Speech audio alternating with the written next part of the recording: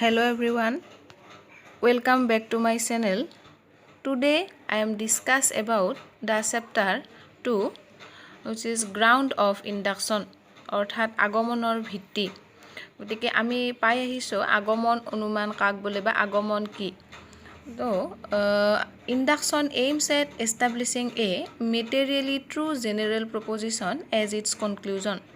অৰ্থাৎ আগমন হল যত আমি বিশেষ সম্বন্ধৰ জ্ঞানৰ ভিত্তিত সামান্য সম্বন্ধৰ জ্ঞানত উপনীত হ'ব পাৰো। নেক্সট আমাক লাগিব যে গ্ৰাউণ্ড অফ ইন্ডাকশন বা আগমনৰ ভিত্তি কাক বলে। তো আগমনৰ ভিত্তি হল Induction aims at establishing a materially true general proposition as its conclusion.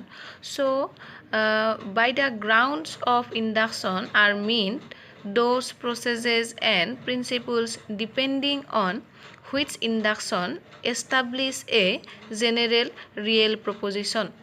অৰ্থাৎ যে আমি আগমনত বিশেষ সম্বন্ধৰ জ্ঞানৰ ভিত্তিত কিছুমান সামান্য সম্বন্ধৰ জ্ঞানত উপনীত হ'ব পাৰো। গতিকে আগমনত সিদ্ধান্ত স্বৰূপে আমি এটা যথাৰ্থ সামান্য বচন প্ৰতিষ্ঠা কৰো, কিন্তু সিদ্ধান্ত স্বৰূপে পোৱা অনুমানটো কেতিয়াবা শুদ্ধ হ'বও পাৰে আৰু কেতিয়াবা শুদ্ধ নহ'বও পাৰে। গতিকে শুদ্ধ যথাৰ্থ সামান্য বচন পাবৰ কাৰণে আগমনে কিছুমান বিশেষ কথাৰ ওপৰত ভিত্তি কৰি জ্ঞাত সত্যৰ পৰা অজ্ঞাত সত্যলৈ যাব লগা হয়। গতিকে ইয়াকে আগমনৰ ভিত্তি বুলি কোৱা হয়। নেক্সট স্লাইডত আছে কাইণ্ডছ অফ গ্ৰাউণ্ড বা আগমনৰ ভিত্তিৰ প্ৰকাৰ। There are two kinds of ground, that is formal ground and another is material ground. অৰ্থাৎ আগমনত দুই ধৰণৰ ভিত্তিৰ আমাক প্ৰয়োজন বা আগমনত দুই ধৰণৰ ভিত্তি আছে। নাম্বাৰ 1 আকাৰগত ভিত্তি আৰু নাম্বাৰ 2 বস্তুগত ভিত্তি। তো what is formal ground? The principle or law which guarantee the formal validity of induction are called formal ground. অৰ্থাৎ কিছুমান বিশেষ দৃষ্টান্তবোৰৰ পৰা সামান্য সত্যত উপনীত হওঁতে আৰু ইয়াৰ আকাৰগত সত্যতা প্ৰতিষ্ঠা কৰিবলৈ হ'লে আগমনে যিবোৰ বিধি বা নিয়মৰ ওপৰত নিৰ্ভৰ কৰে সেই বিধি বা নিয়মবোৰকে আগমনৰ আকাৰগত ভিত্তি বুলি কোৱা হয়। তো formal ground of induction again are two types. অৰ্থাৎ আগমনৰ যিটো আকাৰগত ভিত্তি তাক আমি দুটা ভাগত ভাগ কৰিব পাৰো। নাম্বাৰ 1 হ'ল the principle of the uniformity of nature আৰু নাম্বাৰ 2 হ'ল the law of possession. অৰ্থাৎ প্ৰথমটো হ'ল প্ৰকৃতিৰ একৰূপতা বিধি আৰু নাম্বাৰ 2 হ'ল কাৰ্যকৰণ বিধি। গতিকে নেক্সট আছে আমাৰ material ground. তো the process which guarantee the material truth of induction are called material grounds of induction. অৰ্থাৎ বিশেষ দৃষ্টান্তবোৰৰ পৰা সামান্য সত্যত উপনীত হ'বলৈ হ'লে আৰু ইয়াৰ বস্তুগত সত্যতা প্ৰতিষ্ঠা কৰিবলৈ হ'লে আগমনে যিবোৰ প্ৰক্ৰিয়াৰ ওপৰত নিৰ্ভৰ কৰে সেই প্ৰক্ৰিয়াবোৰক আগমনৰ বস্তুগত ভিত্তি বুলি কোৱা হয়। Material grounds are also divided into two types. One is simple observation and another is experiment. অৰ্থাৎ আমি বস্তুগত ভিত্তিক বা আগমনৰ বস্তুগত ভিত্তিক দুটা ভাগত ভাগ কৰিব পাৰো। এটা হৈছে পৰীক্ষণ আৰু আনটো হৈছে নিৰীক্ষণ। গতিকে নেক্সট স্লাইডত আমি আলোচনা কৰিম ফৰ্মেল গ্ৰাউণ্ড অৰ্থাৎ আকাৰগত ভিত্তিৰ যিটো প্ৰকাৰ the law of uniformity of nature তাৰ বিষয়ে। So the principle of the uniformity of nature. So, the principle of the uniformity of nature has been expressed in different ways by different logicians. অৰ্থাৎ আমাৰ যিটো প্ৰকৃতিৰ একৰূপতা বিধি আছে সেইটো বিধিটো বিভিন্ন দাৰ্শনিকে বিভিন্ন ধৰণে আমাৰ ডিসকাস কৰিছে বা বিভিন্ন ধৰণে বহলাই কৈছে।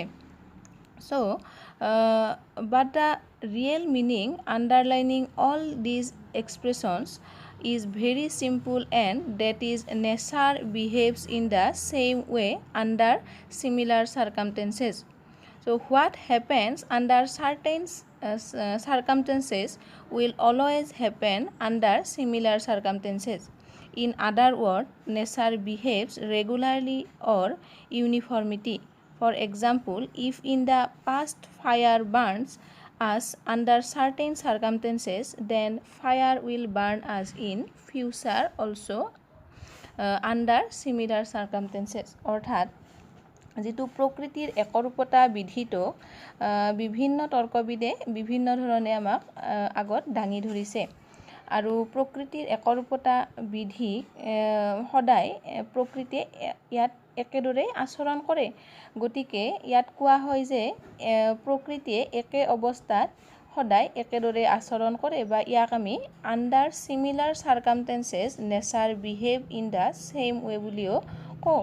অৰ্থাৎ প্ৰকৃতিৰ আচৰণ একৰূপ আৰু প্ৰকৃতি ৰাজ্যৰ নিয়মৰ অধীন। প্ৰকৃতিত কোনো বিশৃংখলতা দেখা দিয়া নাই। গতিকে নিৰ্দিষ্ট পৰিস্থিতিত একোটা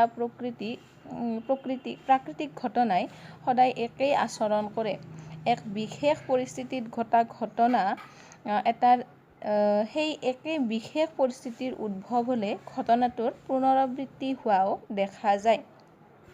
গতিকে কোনো আকস্মিক কাৰণৰ আবিৰ্ভাৱ নোহোৱালৈকে প্ৰকৃতিয়ে নিজৰ নিয়ম কেতিয়াও উলংঘা নকৰে। আৰু আমি দেখিবলৈ পাওঁ যে দৈনন্দিন জীৱনত আমি বহুতো সৰু বৰ ঘটনা দেখিবলৈ পাওঁ। গতিকে প্ৰকৃতিত আমি এনে কিছুমান ঘটনা প্ৰত্যক্ষ কৰোঁ যিবোৰ পুনৰাবৃত্তি আমি সদায় দেখি আহিছোঁ।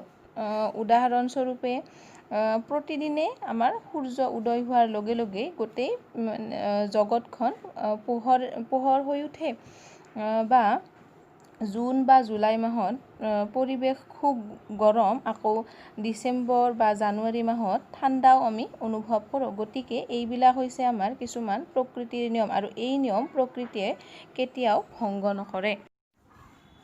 গতিকে আমাৰ যিটো নেক্সট শ্লাইডত আছে যে পাৰাডক্স অফ ইণ্ডাকশ্যন, যাক আমি আগমনৰ বিৰোধাভাস বোলো, ইয়াত প্ৰকৃতিৰ একৰূপতা বিধি সম্বন্ধে মিলে কিছুমান পৰস্পৰ বিৰোধী মতবাদ আগবঢ়াইছিল, আৰু যাক আমি আগমনৰ বিৰোধাভাস বুলিও ক'ব পাৰোঁ।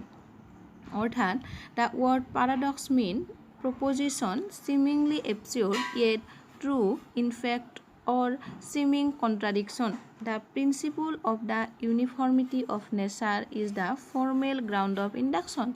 So Mill also admits that according to him the principle of the uniformity of nature is the basis of ground of induction. So according to Mill, we believe that nature is uniform because experience tells us that is uniform. So experience tells us that fire burns. অৰ্থাৎ যিটো আমাৰ প্ৰকৃতিৰ একৰূপতা বিধি আছে, এই প্ৰকৃতিৰ একৰূপতা বিধিটোক মিলে পৰস্পৰ বিৰোধী মতবাদেৰে আমাৰ আগত দাঙি ধৰিছিল, যাক আমি আগমনৰ বিৰোধাভাস বুলিও ক'ব পাৰোঁ।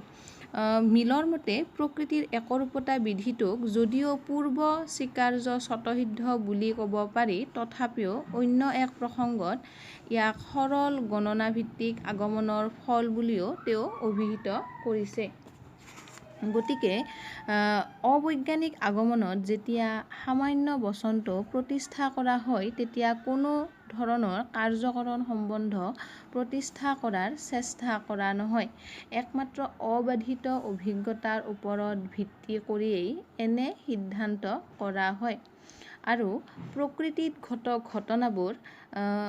ঘটনাবোৰৰো জ্ঞান আমাৰ অভিজ্ঞতাৰ ওপৰতে আমি প্ৰতিষ্ঠিত হোৱা বুলি ক'ব পাৰোঁ। গতিকে আমাৰ যিবিলাক অভিজ্ঞতাত আমি দেখিবলৈ পাওঁ, যেনে ৰাতিপুৱা হোৱাৰ লগে লগে আমাৰ সূৰ্য উদয় হয়, বা সন্ধিয়া হোৱাৰ লগে লগে সূৰ্য অস্ত যায়, বা আমি ক'ব পাৰোঁ পানীয়ে আমাৰ তৃষ্ণা দূৰ কৰে বা জুয়ে পুৰে ইত্যাদি।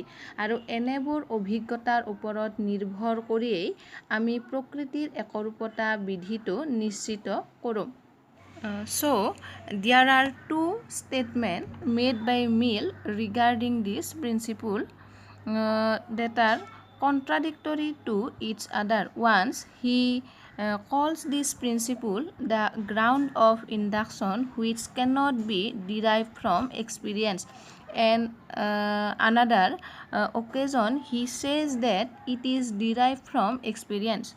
So this contradiction in the statement of Mill regarding the principle of the uniformity of nature is known as paradox of induction in Western logician. অৰ্থাৎ মিলৰ এই প্ৰকৃতিৰ একৰূপতা বিধি সম্পৰ্কীয় উক্তি দুটা সঁচাকৈয়ে পৰস্পৰ বিৰোধী। তেওঁ এবাৰ কৈছে যে প্ৰকৃতিৰ একৰূপতা বিধিটো সকলো প্ৰকাৰৰ আগমনৰে মূল আশ্ৰয়বাক্য, অৰ্থাৎ ই পূৰ্ব স্বীকাৰ্য স্বতঃসিদ্ধ নিয়ম। আগমন অনুমানৰ সিদ্ধান্তটো প্ৰতিষ্ঠা কৰিবলৈ হ'লে এই বিধিটোক আমি আগতীয়াকৈ মানিবই লাগিব। পিছত আন এক প্ৰসংগত ক'লে যে এই বিধিটোৱে বৈজ্ঞানিক আগমন অনুমানহে প্ৰতিষ্ঠা কৰে আৰু এই বিধি সকলো আগমনৰে ফল, অৰ্থাৎ ই অভিজ্ঞতালব্ধ। গতিকে আমি ক'ব পাৰোঁ যে মিলে প্ৰকৃতিৰ একৰূপতা বিধিটোক পূৰ্ব স্বীকাৰ্য আৰু এবাৰ সিদ্ধান্ত বুলিয়ে ক'লে, কিন্তু একে সময়তে একেটা বস্তু পূৰ্ব স্বীকাৰ্য আৰু সিদ্ধান্ত হ'ব নোৱাৰে। গতিকে মিলৰ এই বিধিটো পৰস্পৰ বিৰোধযুক্ত। আৰু মই এই শ্লাইডবোৰ বনোৱাৰ কাৰণে এইখন কিতাপৰ সহায় লৈছোঁ, introduction two logic and philosophy part 2। গতিকে নেক্সট ক্লাছত আমি ফৰ্মেল গ্ৰাউণ্ডৰ যিটো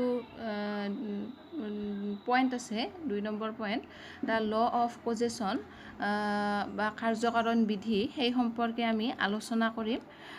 গতিকে আজিলৈ এইখিনিয়েই। গতিকে মোৰ চেনেলটো তোমালোকে ছাবস্ক্ৰাইব কৰি দিবা। Thank you.